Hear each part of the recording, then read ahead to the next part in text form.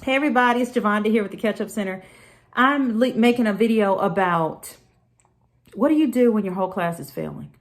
Like any teachers out there, what in the world do you do when your whole class is failing? Because I know that times are really hard for education right now because we really have 2 years where many students completely lost learning. They didn't have learning. They didn't have instruction. They weren't adjusting well to online learning. And so then what happens is the students go back to the classroom and then they were already behind in some cases. And then you have this wide array of students that are on all different levels. And teachers are using what the district, I think, y'all let me know if you're watching and I'm wrong, but teachers are using what the district gives them.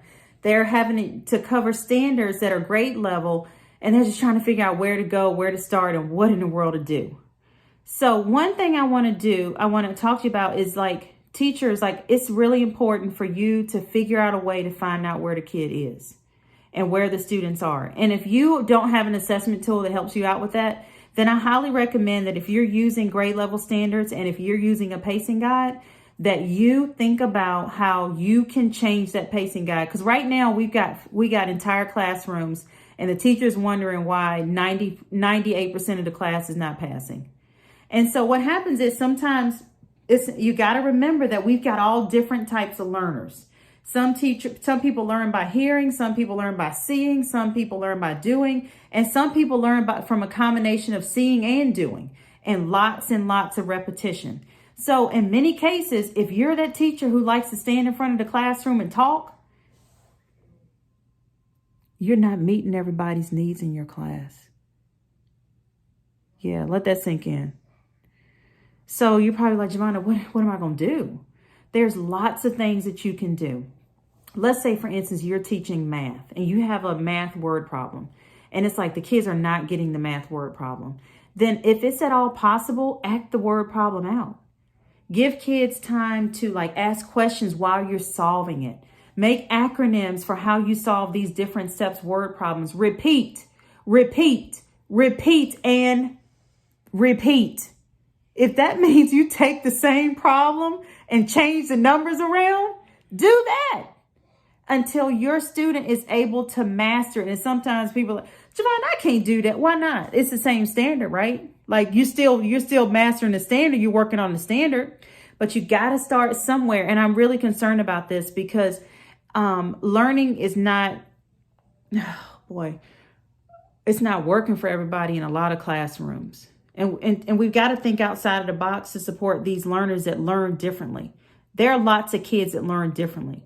And they're coming home from school and they're just I thought I knew it. I don't know it. I was listening. But imagine if you have an auditory processing disorder and you're busily trying to focus. You're trying to focus on listening and understanding what in the world this person is trying to teach you. You don't have anything to write down. What if it takes you a long time to write? And so you don't even have time to write it down. And then you're like, oh, I got it. And then let me go. So the teachers taught the lesson. Then they're going to go to the computer. Let me go to the computer and practice this skill. Guess what? Everything that the teacher just taught, they didn't get any of it because that's not the way they learn. It's not, they're trying really hard. And that's why sometimes teachers say, you're not trying. Y'all teachers, don't say that. Just don't say that. If they're not trying, okay, let's figure out why they're not trying. Okay, because a lot of people, and then it takes students who learn differently a lot longer. Listen to me, a long time to process information, to complete tasks. They need brain breaks. If it looks like a student is dazing off, their brain is hurting because you just sit up there and talk for the last 20 minutes. And if they're having a hard time processing what they're hearing, they are exhausted. They just ran 3 miles while you was up there talking. They just ran 5 miles while you up there talking. And then we trying to figure out why you're not paying attention to me. They can't pay attention to you anymore. So I want y'all, I am so grateful for the opportunity to really be able to think outside the box.